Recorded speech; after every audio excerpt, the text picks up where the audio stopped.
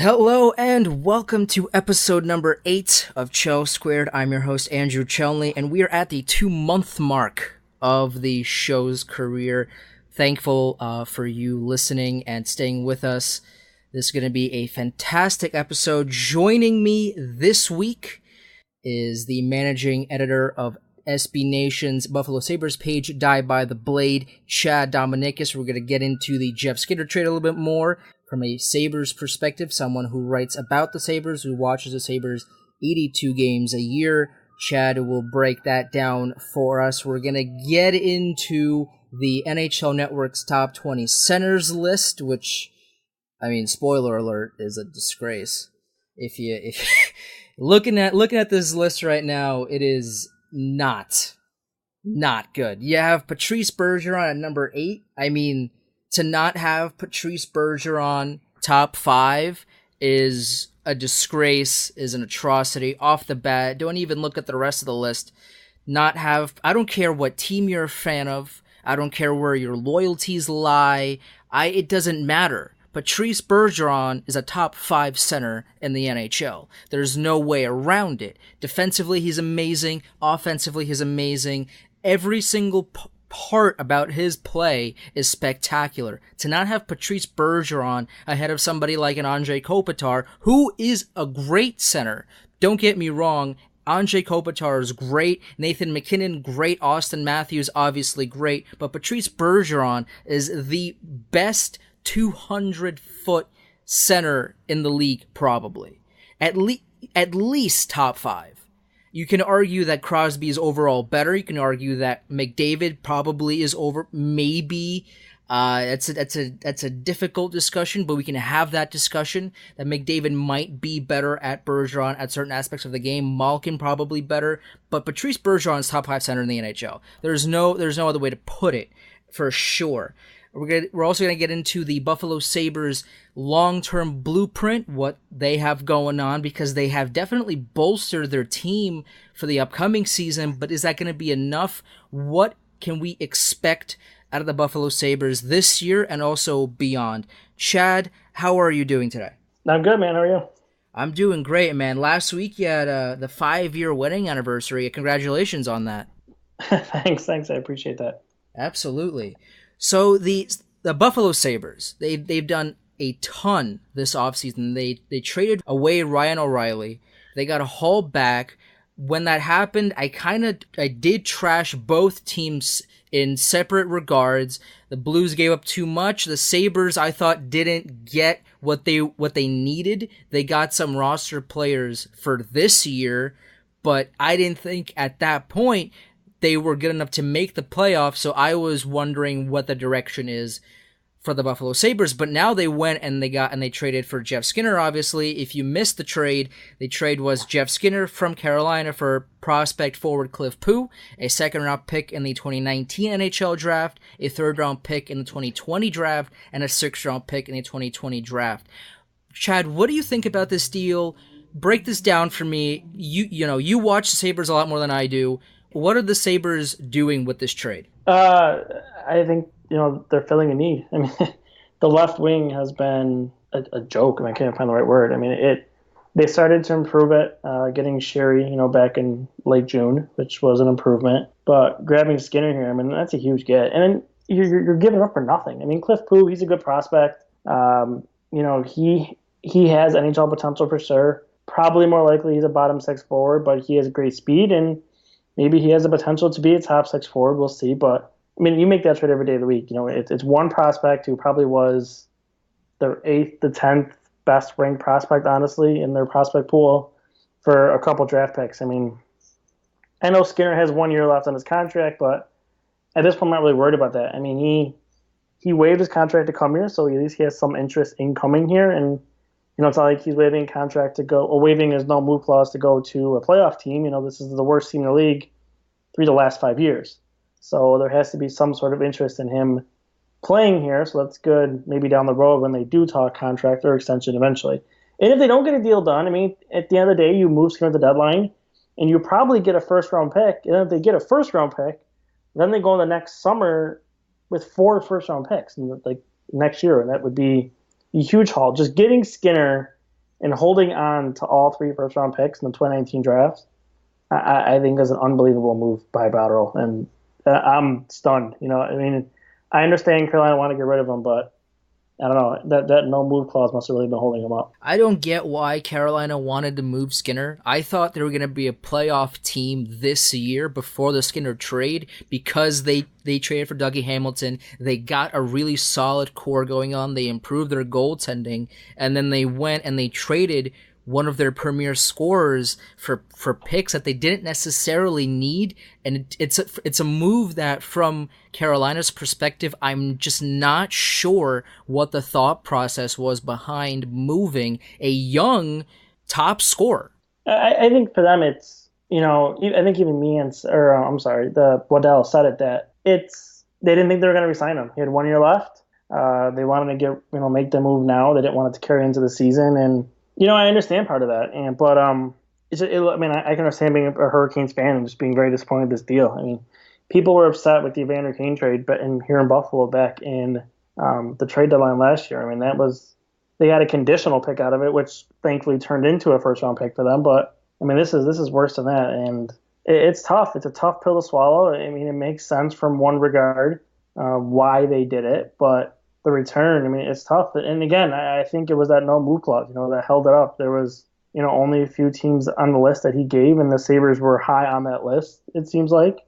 So there was some other teams interested, but if they weren't on Skinner's list, and that's where the conversation ended. And, Botterill and the Sabres, I guess, kind of played that leverage that they had and have kind of wanted to get rid of him. And, that's kind of the only deal they had. And Skinner said this was the only deal that Carolina brought to him. So it's the only trade apparently that got at least far enough for Carolina to even approach Skinner to consider. Well, you mentioned that they have 3 first-round picks this year. They have their own. They have the Sharks' first-round pick from the Evander Kane deal, and they have St. Louis's first-round pick in the Ryan O'Reilly deal. Their lineup right now looks a lot better than it did a year ago at the same time. Jeff Skinner, Jack Eichel, Sam Reinhart, top line. That looks great. Second line, you have Vladimir Sobotka, Casey Middlestad, and Kyle Okposo, which again is a good line. Vladimir Sobotka, I'm hesitant to say, can be a decent scorer. He's going to provide depth scoring for sure, but second line potential, I'm just not sold on. Then you have Connor Sherry, Patrick Berglund, Jason Pominville. Again, Connor Sherry is one of those players where he shows flashes that he can score, and then he disappears for 10, 15 games or so. And your fourth line with Evan Rodriguez, Zemgus Girgensons, and potentially maybe Tage Thompson, or an equivalent for now. Again, what can you tell me about Evan Rodriguez? Because on paper, I'm not sure he can be an NHL player, but you've watched him more than I can. Is Evan Rodriguez capable enough to take that next step and be solidify his role as a bottom 6 or maybe even more NHL player? Oh yeah, absolutely. Yeah, I'm a big Rodriguez fan. He improved his skating drastically last year. He put in the work. He's a quick, shifty skater where he's also good at his own end of the ice. He's not flashy, but at the end of the day, I mean, he was on pace last year. I don't have it in front of me, but I want to say around, he got hurt in the beginning of the year after he was having a great training camp, but he finished on pace for about 12 to 15 goals last year. And as a bottom 6 winger, or even a bottom 6 center, and that's one of the things that Housley and Botterill like about him, and that they like to see in their players. Like players who have versatility that can play the wing and play the center position, or play both wings. So it gives, the lineup, I guess, flexibility in case of injuries, or they need to mix things up. So that's in his favor, and I don't think there's any way he's not in the lineup next year. I think he's a good piece to have in that bottom 6. It's better than having Jordan Owen down there or Nick Delorier a couple of years ago, who was down there playing those minutes. And it's like you said on the roster itself, it's a much different look. And you mentioned Sobotka in the top 6. I don't think he's going to be there. I think he's going to be the fourth line, third line guy. I think Sheary's actually going to play with Eichel, so he can kind of maybe have that type of protection with Crosby, kind of how Sheary had. So he'll play with the better center on the team. And then you can put Skinner with Middlestat. They have their speed and creativity. And then on the right side, it's Reinhart's going to be your top line right winger. And then you have Okposo. We'll see how he bounces back from, I guess it's a down year last year, but part of that could be because the concussion issues, the scary concussion issues he had in the offseason prior. Right. And then you have Tage Thompson too, who came from the Blues, and I mean that's a kid, who can shoot the puck, and he's one of those players. If you put him with Skinner and you put him with Middlestat, I mean that's a big body, and if he just finds space and those guys can create opportunities for him and to let the puck go. Maybe he's a guy who could play that second line right wing, and then Oposo can go down to a third line right winger and play with Berglund and play with Rodriguez, and you kind of have more of a balanced lineup. And maybe I know Oposo's a $6 million player. Ideally, you don't want him to be your third line right wing, but realistically, at this point of his career, that's probably the best spot for him. And then, Girgensons and even Johan Larsson,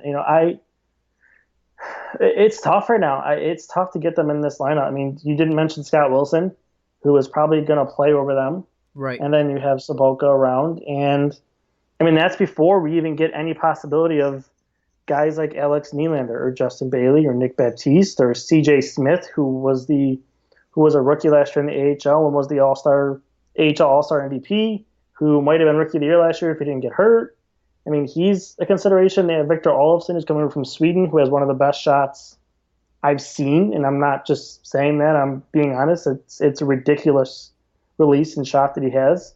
So, I don't know. Girgensons and Larsson, I always thought going into next year, at least one of them had to go because they're too much of the same player. Mm-hmm. They both could play center or wing, but they just don't give you a whole lot. And I don't know what they're going to do. I mean, there's a lot of players on this team still. I just did a podcast the other day, and I think we counted 25 to 27 players. You only have 23 in your roster. And all the players need waivers to go down. So I feel like maybe there's something else here that's going to happen during training camp. Maybe a trade or a couple guys go out, or maybe they just waive some guys and take their chances and see how it goes from there. Do you know or have an idea as to what potentially happened to Zemgus Girgensons? Because again, he was drafted in the first round, 14th overall in 2012, and he never quite lived up to that first round potential hype. He capped out at 15 goals and 30 points in 2014-2015. He's relatively healthy, played 71 games last season, only scored 7 goals, only put up 8 assists, 15 points. I mean, is this the product of Buffalo being the bottom seeded team that they were the past few years, or is this just Girgensons not playing up to his first round potential, do you think? I just think it's not hitting the potential. The year he was an all-star, I mean, there's some controversy behind that where the whole country of Latvia voted for him to be an all-star, but even still, I mean, he was having a good season before he got hurt, but at that point, he was a top-line center on this team, and he was getting all the minutes. I mean, again, it's a top-line center on one of the worst teams that perhaps was ever constructed in the history of hockey. But, yeah, it's weird. He's never been able to score. Most nights, you don't even notice that he's even on the ice. He'll have a good game here or there, but he's got his opportunities. They've put him with Eichel. They put him in top six roles. They put him on the wing. They put him at center. They've tried him as a penalty killer, and it's just tried him on the power play. It's really not working. And maybe for Girgensons, he needs a fresh start somewhere else. Maybe that'll help him. But when he first started his career, he looked like a bona fide top six player, and now I think at best he's a fourth line guy that I guess can kill some penalties for you and maybe get you 5 to 8 goals a year. But I wouldn't count on much beyond that from him, which is disappointing because it looked pretty promising in the start. Do you believe in that? Do you believe in the fresh start, that a player can revitalize his career in a different spot, different location, different system, and perhaps maybe surpass expectations or play better than they have in other areas and other cities?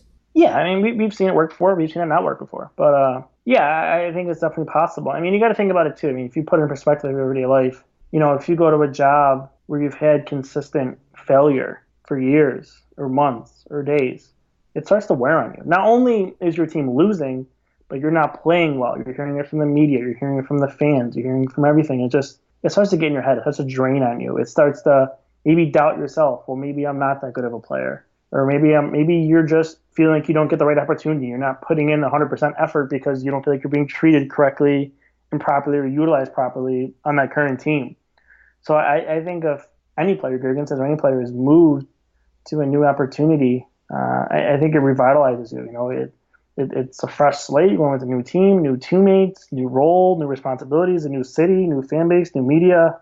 Um, like I said, it doesn't always work out, but there's definitely some situations where it has worked out in the past. And, I think honestly, and Zegnas is a good guy. He's a good guy to talk to, but I just think the best thing for him in his career is to try to see if he can, get it going again somewhere else. Speaking of the blue line now for the Sabres, they obviously got Dahlin, who's going to be a bona fide star, probably day one for the Sabres. You have Dahlin and Ristolainen top pair for the likely.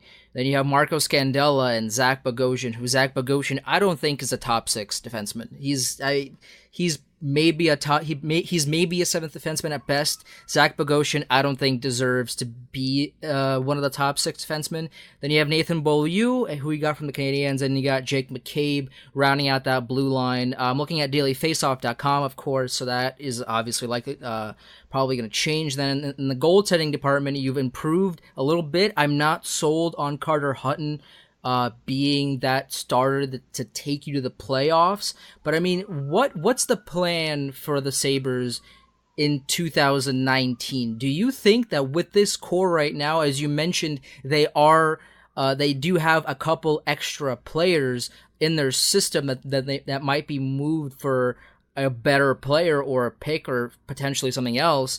What's the best case scenario for the 2018-19 Buffalo Sabres? So one guy I didn't mention, at least in terms of the defense, is Brendan Gooley. He's a special skater. He I would kind of say he's on a similar level as Dahlin, at least with his skating. It's impressive how quickly he can get up and down the ice. He wasn't. I felt bad for him at times last year how he was utilized at least by his teammates. They wouldn't, the team wasn't good enough, so they weren't enough creativity offensively to pick him up late or see him driving the net or kind of go to the net when he had the puck coming up the ice. And it was frustrating. But I think this year with more skill, they'll be able to utilize him more. I think he's going to be a special player for that team, along with Dahlin Gooley I'm talking about. He's going to be a top four guy, and he's going to get in there. And I think as soon as this year, he played 21 games last year, and he should start with the team, at least in the NHL this year. I hope so. It's a possibility he starts in the minors again, but I think that'd be a mistake. And then Bogosian, he's a question mark. He's healthy, but, with Bogosian, how long does he stay healthy? So, we'll see kind of how that goes. He's also not good. No, I mean, yeah, he struggled. The thing I want to give him credit for, at least give him an opportunity, is he's playing with Housley, who is supposed to be this defensive-minded coach who can help defensemen, so maybe that kind of makes something out of him. I mean, he can always skate, he can always get up the ice. There's always those mental mistakes, so that seem to harm his game, to hold him back. And then, of course, the injury issues. When, he's hurt to start a season, and then when he comes back, it takes him 10 to 15 games to get back into, I guess, a comfort zone. Well, then by that time, you're 50 games into the season, and, it's tough to rebound from there. So, I'm curious what they do with Bogosian. I think he's going to play. The general manager just mentioned he's excited to see him play a week ago during the Skinner conference call. So I guess we'll kind of see how that plays out in training camp. And on the goaltending, I'm a little, I don't want to say skeptical, but I don't think Carter Hutton's a .930 save percentage goaltender. At the same time, though, I think it's a big improvement over what they had with Leonard and Johnson last year. Those two goaltenders had probably some of the worst, if not the worst, save percentages in the league. I mean, Johnson, I think, was an 8.8 something, and Leonard was a 9.09. So, I mean, it wasn't their fault every night, and they were behind a really bad team, but at times, I mean, if the goaltending was really bad. And, it's not just Hutton, too. I mean, Hutton's going to be here. He might be the main guy this year, but he's in a split time, if not 50-50, with the prospect Linus Ullmark, who got some time last year, and they're really high on him. He's a 24-year-old goaltender who's a two-time All-Star out of the AHL. He's going to get his first full-time crack in the NHL this year. He looked good in his NHL action last year. So they're high on him. They're excited about him. I'm excited about him. And Hutton may play a couple more games than him this year, but I would anticipate by next season that Ullmark is a full-time starter for this team. And just, I guess to answer your question, overall, it's the best roster this team has had in a long time, in a couple of years. And I'm not going to say they're going to be a playoff team. They had 62 points last year. They probably need about 88 to 90, probably 90 to 94 actually, to make the playoffs next year. And that's close to a 30-point improvement. that'd be kind of a lot to ask. But I mean, we saw Colorado and New Jersey do it next year, so it's last year. It's not impossible. But I think they're a much better team. But I would peg them around the 82 to 88 point mark. Maybe they make some noise. They're in the conversation, but then they're just not ready yet. But down the road, I mean, this team as a piece is to be a really dangerous team. You know, it's funny because I put out a poll question last week that I forgot to touch on last week, so I'll mention it in this episode. I put out a poll question before the Skinner trade, and then I took that down because Skinner was traded to the surprise of everybody. And I put up a new poll post Skinner trade, and the question was, which team that didn't make the playoffs last season is most likely to make it in 2019? Now, before the trade, I had the four options, by the way, were the Carolina Hurricanes, the St. Louis Blues, the Dallas Stars, and the Buffalo Sabres. Now, before the trade, the Hurricanes were hovering around 25 to 30% of the poll. They were doing well. Sabres not so much. I think I don't remember the numbers because I took it down almost immediately after the trade. But the Sabres were not doing well in the poll. And then I put up this new poll last week, and the Hurricanes now have 4% of the poll.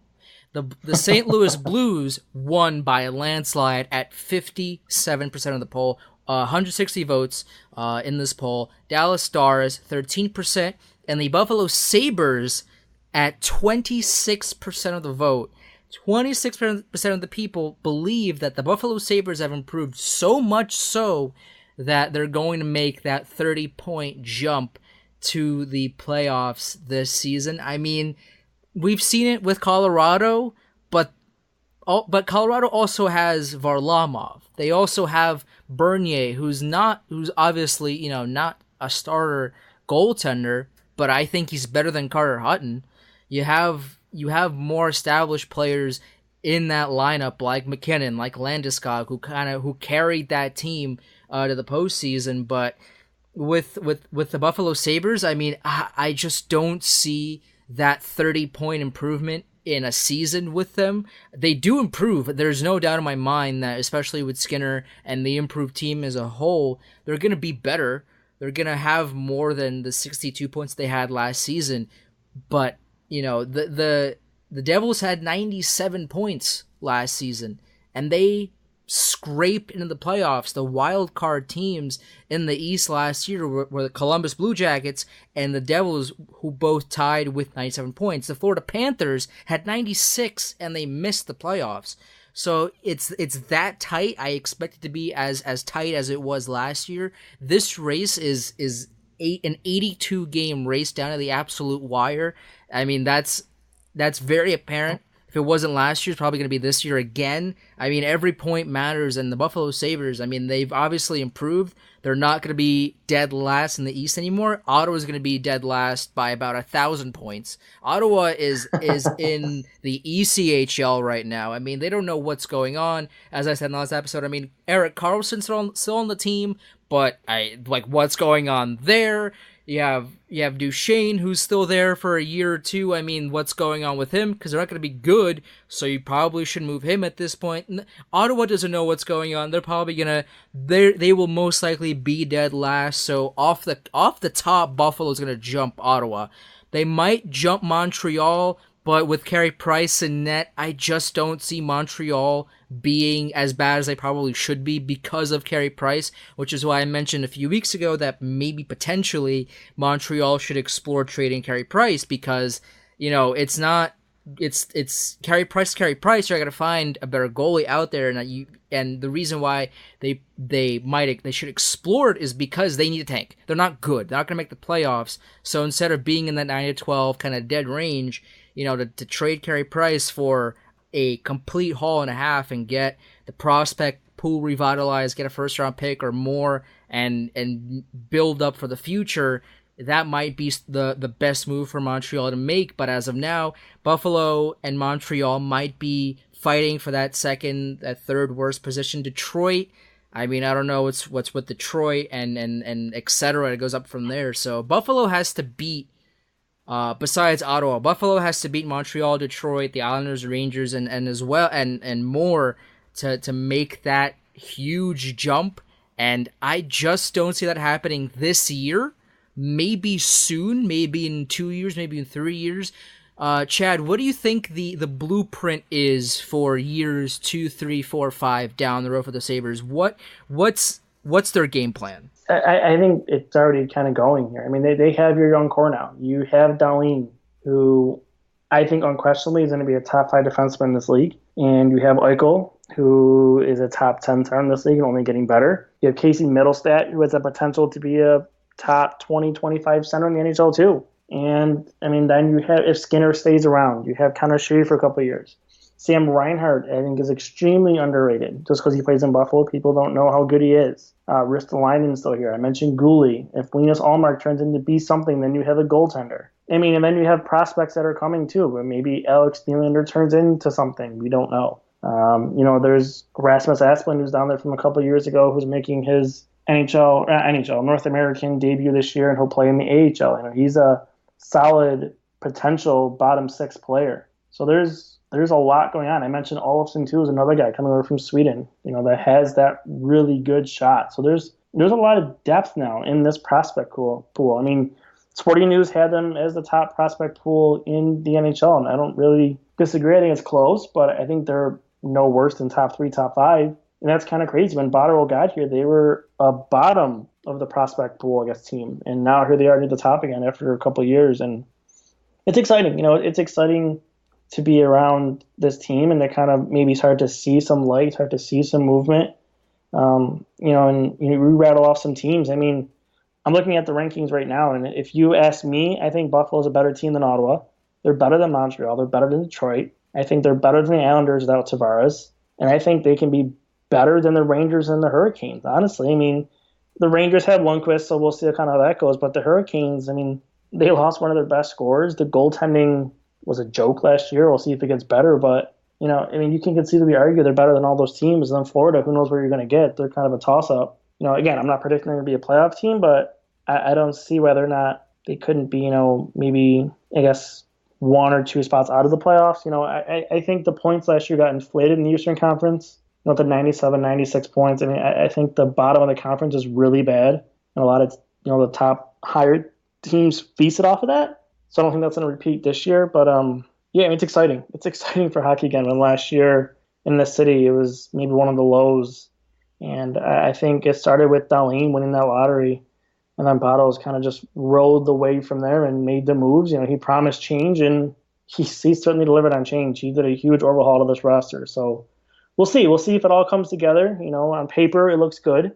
But we'll see, when it all comes together, when everything gets on the ice, that's for sure. Well, the NHL Network has Jack Eichel as the 15th best center in the NHL right now. The top 20 list is McDavid at 1, Crosby 2, Malkin 3, Matthews 4, Nate McKinnon at 5, Kopitar 6, Mark Scheifele at 7, who I think is so underrated, even at number 7. I think it's probably number 6. Maybe can make the case for top 5. I mean, Mark Scheifele is such a dynamic player that it's a shame that the Winnipeg Jets don't get more attention in America, because the Winnipeg Jets are such a fun team to watch. Mark Scheifele is one of the best players in the league, and it's Mark Scheifele definitely, I think, top 5, can make a strong case for that.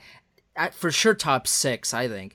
And you have Patrice Bergeron at 8, which I said in the beginning of the show is a disgrace. I mean, Patrice Bergeron's bar none the best 200-foot player in the NHL. I mean, like the argument against that is weak in itself.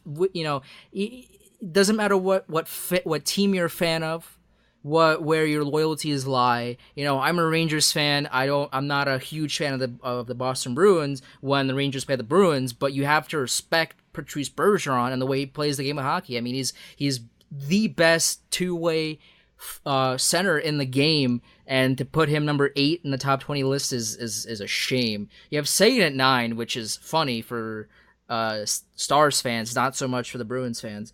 John Tavares at 10, Stamkos at 11, which is interesting. Stamkos falling out of the top 10. Kuznetsov at 12, Barkov at 13, Nicholas Backstrom at 14, Jack Eichel, as I said, 15, Matt Barzal at 16, which is a Interesting pick. I mean, he did have a sensational rookie season, but at the end of the day, it was a rookie season. So I'm not sure if you put him above players like a Ryan O'Reilly that didn't make the list. But time will tell about that. William Karlsson at 17, he had one good year again. He had an incredible jump, a huge year, but he also shot like 23%. 23% of the shots that he took went in. So that number's going to go down.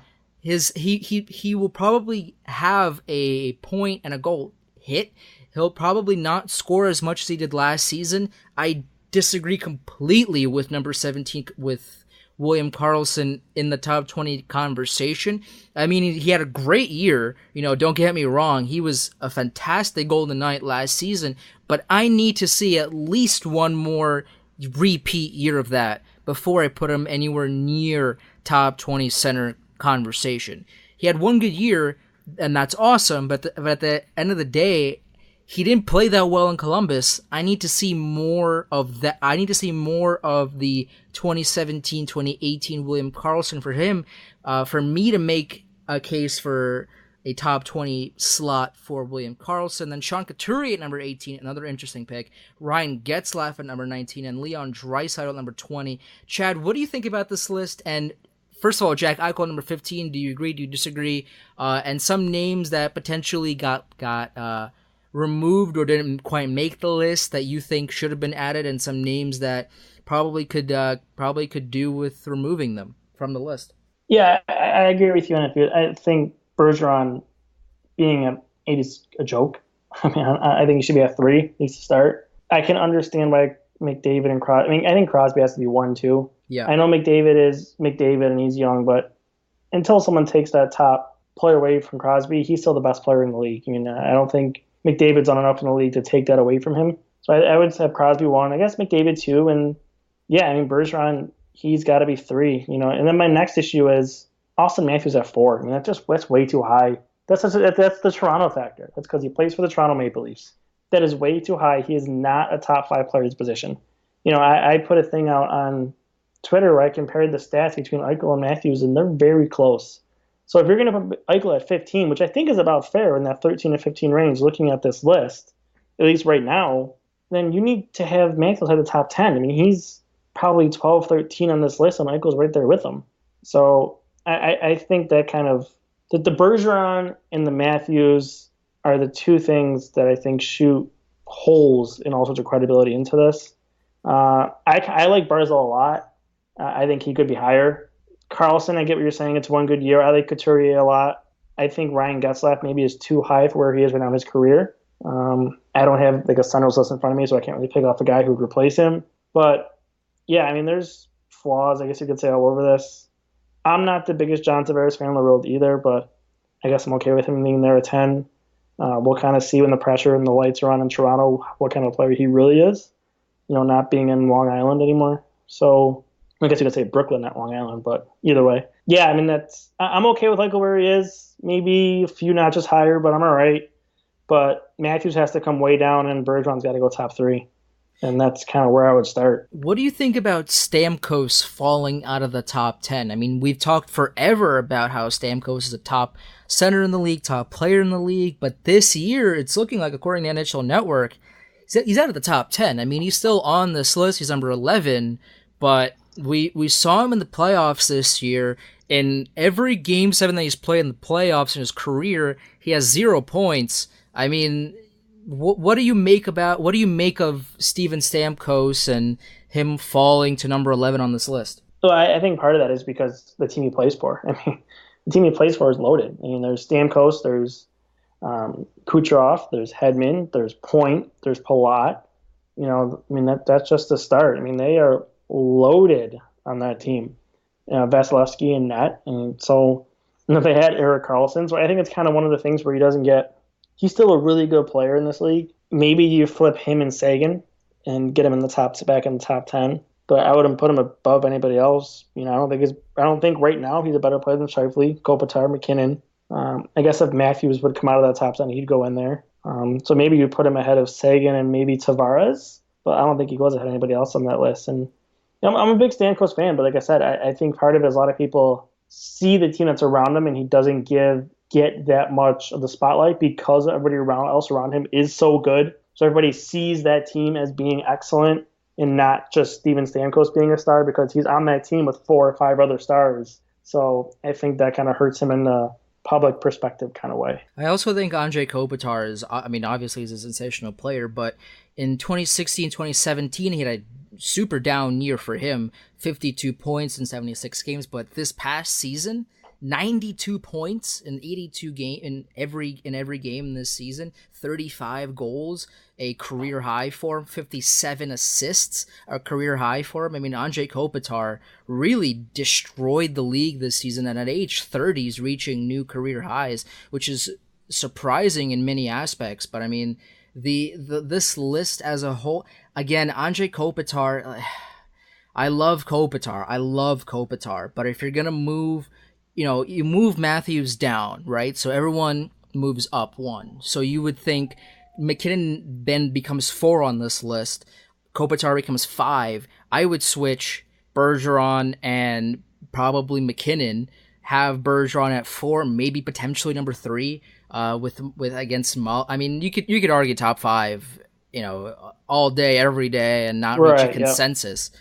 Because with these sort of lists, there's always an if. If you're down a goal, you want Bergeron on the ice. If you're up if you're down a goal, you want Bergeron. If you I'm flipping this. If you're up a goal, you want Bergeron. Yeah. Yeah. If you're up a goal, you want Bergeron on the ice to protect the lead, and you probably will because Bergeron is Patrice Bergeron. If you're down a goal, you probably want McDavid, Crosby, or Malkin on the ice. If you're tied, you want somebody else. There's so many various situations that you prefer different players on the ice for, which makes these lists extremely difficult to make. So there's, you can argue about these numbers and where everyone goes and all of that, all day, every day, and never reach a consensus for most of these numbers anyway. But I mean, the NHL Network also put up a graphic of top 20 centers as voted on by the fans, and they had Jay Beagle number 20. Jay Beagle has 20. So they're, all credibility to whoever voted is out the window. I can't believe more than 0 people voted for Jay Beagle. Come on. Jay Beagle is he's a good 4th line center.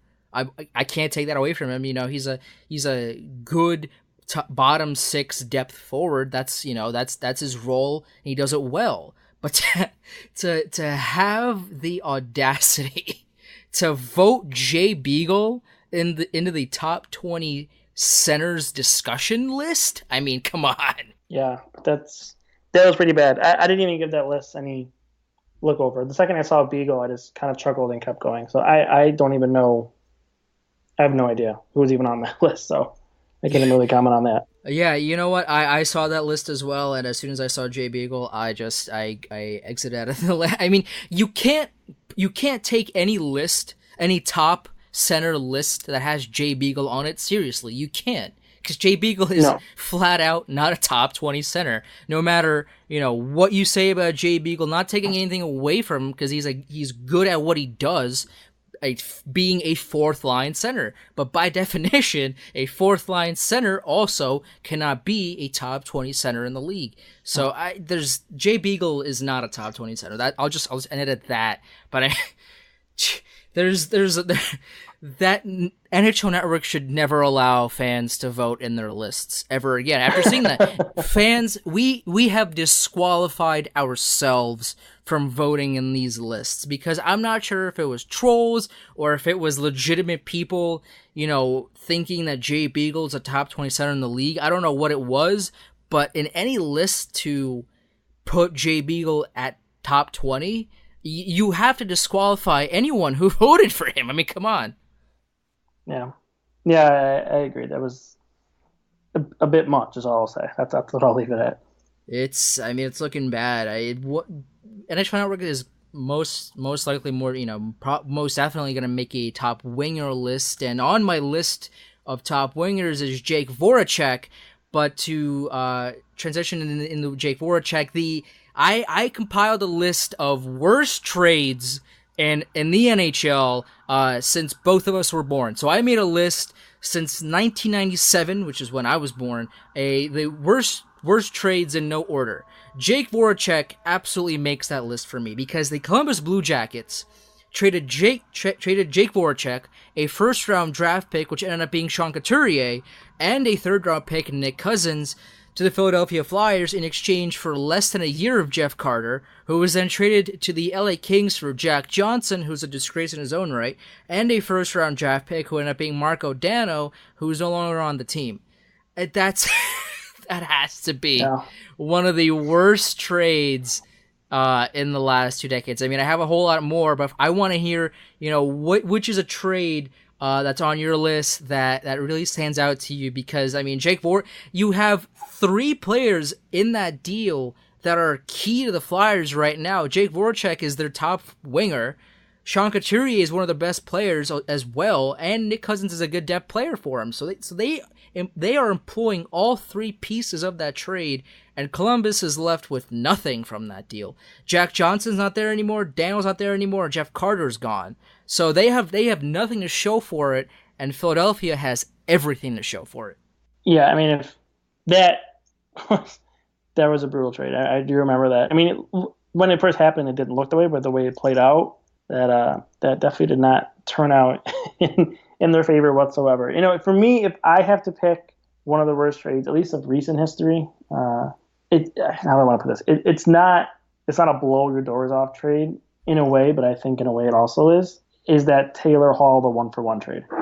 The Taylor Hall for Larson, I think, is one of the worst moves I've ever seen a GM make, and I don't know how Chiarelli still has a job for making that trade. I mean, that's just, you took a guy who was one of the best even strength scorers in the league, one of the top 5 scorers in the league. He won the MVP this season. And won the MVP this season, and you traded him away for a number 4 defenseman, basically. I mean, I like Adam Larson, don't get me wrong. I mean, he's a good player, but he's not a top-pair defenseman. He's at best a 3, most likely a 4. And I don't understand. Now on that team, they need wingers who can play with Connor McDavid. Well, gee, if you had Taylor Hall, maybe you'd be fine. I mean, I think they've in a way deconstructed that team around McDavid since they got him. It's where the Sabres here, they get Dahlin, they make all these moves, make their teams better. Where I think kind of once Edmonton got McDavid, like, all right, we're all set. We're just going to get Milan Lucic because he's big and he can protect McDavid and score some goals. But other than that, what have they done besides that? They haven't improved their defense. No. Cam Talbot's okay. I mean, he's up and down. He had a good year, then a bad year. We'll see what next year brings. But I don't know. I think they got way too comfortable. And then last season, it's Jordan Eberle for Ryan Strome. It's like he did it again.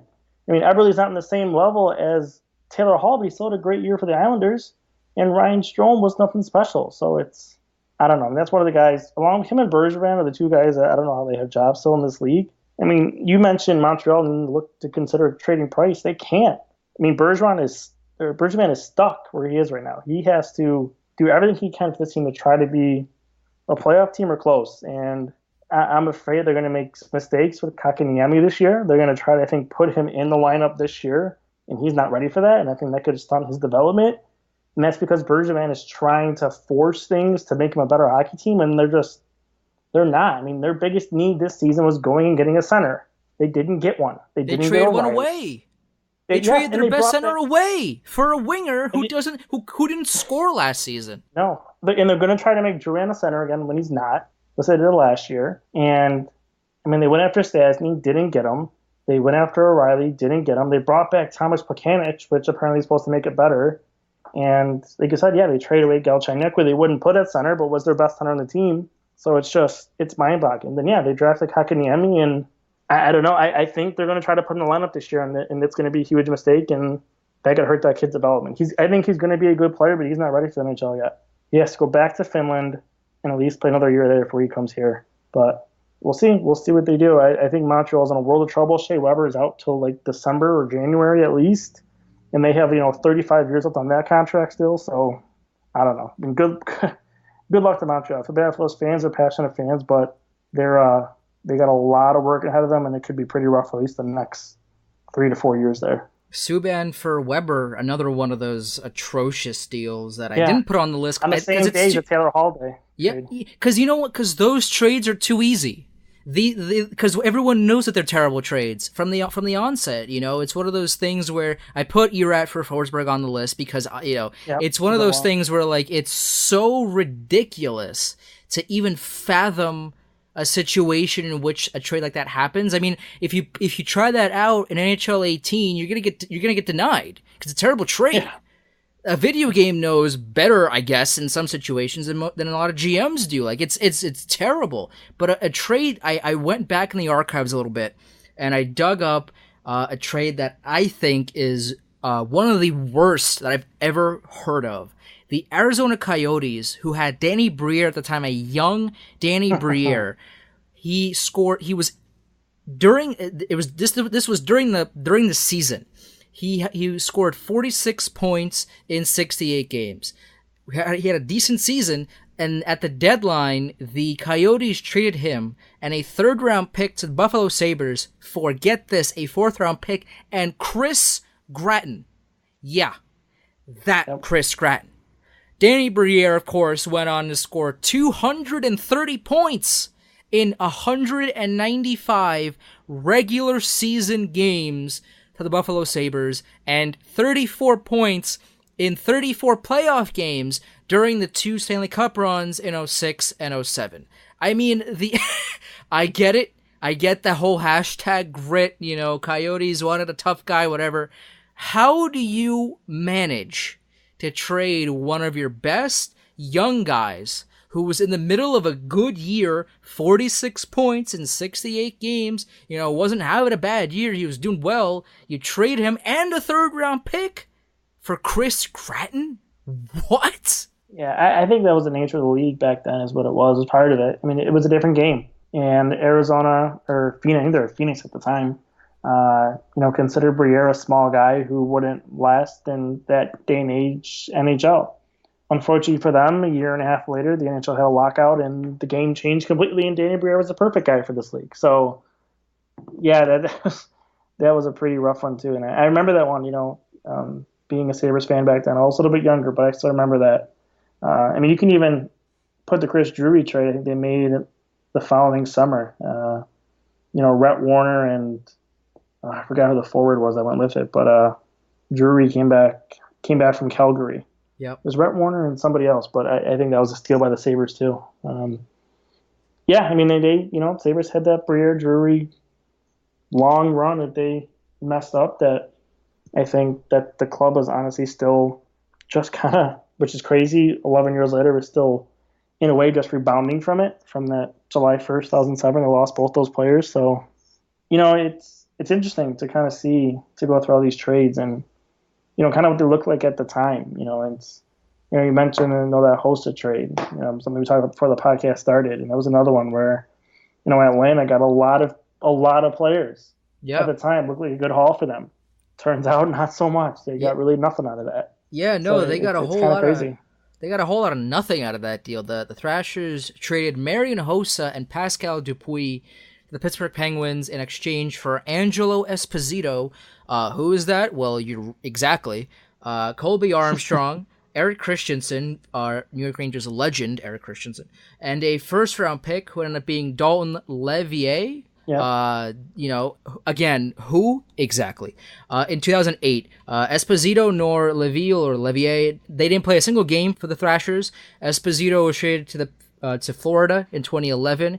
Christensen scored 7 goals and 23 points in less than 2 years in Atlanta, and Armstrong played a little bit for Atlanta, and then in 2 years and moved on as well. And the Penguins in exchange got again Marian Hossa and Pascal Dupuis. Hossa didn't last too long in Pittsburgh, but that's they got a great player, and they got Pascal Dupuis, who was a mainstay in that lineup for years to come. Yep. Yeah, that was, I mean, like you said, it's one of those ones where, like, when it happens, like, it's not too bad. And then you look at it 3-4 years later, like, oof, that was rough. That's a tough one to miss on. And another huge one that I went, in the archives to kind of dig up and find was in 2000, the Flames had a 23-year-old goaltender by the name of John Sebastian Giguère. They traded him to the Anaheim Ducks in the summer of 2000 for just a second-round pick, who ended up being Matt Pettinger. Giguère went on to, as we all know, become one of Anaheim's best goaltenders. He won over 200 games in the 9 seasons that he played with the team, a .914 save percentage, which at the time was very good. Around the 920 was extremely elite level, but a 914 was respectable at that time. He won the Conn Smythe in 2003, which is very unique because the Devils won the Cup that year, and the Conn Smythe still went to Giguère, and of course he won the Cup in 2007 with the Ducks as well. I mean, but you look back at that trade and think, if the Flames had Giguère instead of Kiprusoff, would that have changed anything? Because Kiprusoff in his own right was a fantastic goalie for the Flames, but would that have changed anything? What would the Flames look like now? If they stuck with Giguère instead of Kiprusoff, what would that have looked like? There's, that's an interesting, think piece to write about potentially. Kind of dive into that, kind of look into that. But the Flames traded. I can't believe this is a legitimate deal. I mean, obviously hindsight's 2020, but a 23-year-old goaltender. 23! And as we all know, goaltenders take a while to develop and become NHL or even better caliber goaltenders. 23 years old for a second-round pick who ended up being Matt Pettinger. I mean, Matt Pettinger at least is a name that we can recognize if you're a hardcore hockey fan that has been watching for a long time. You know Matt Pettinger, Capitals legend Matt Pettinger. I mean, come on. That's what an atrocious deal.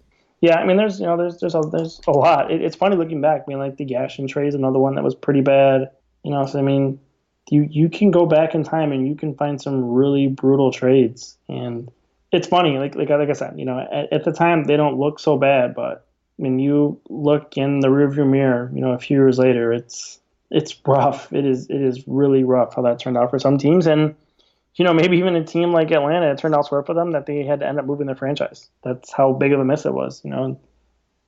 It's not the only reason why that happened, but that's part of it. You miss that badly on moving one of your star players. It sets your franchise back years. And in the Thrashers' case, it resulted in them moving to Winnipeg. So it's tough. It's tough. Trades, Twitter, social media, everybody can make them, but really, it's some of these you have to kind of wait a few years on the road to see how they turn out. And then some that look like awful trades, a few years later, they turn out to be good trades. So there are all those ones on the opposite side of the spectrum, too, that go both ways. So I guess that kind of makes the NHL, off season or even, trade deadlines. It kind of makes it so exciting because you can have these discussions that last for years on things. And, I guess you can have your arguments and debates. So that's kind of what makes the trades and the moves kind of so fun. Right. I mean, who knows? In 5 years, we can talk about how, the Hurricanes won the Skinner trade because they drafted the next, McDavid in the 3rd round or whatever, and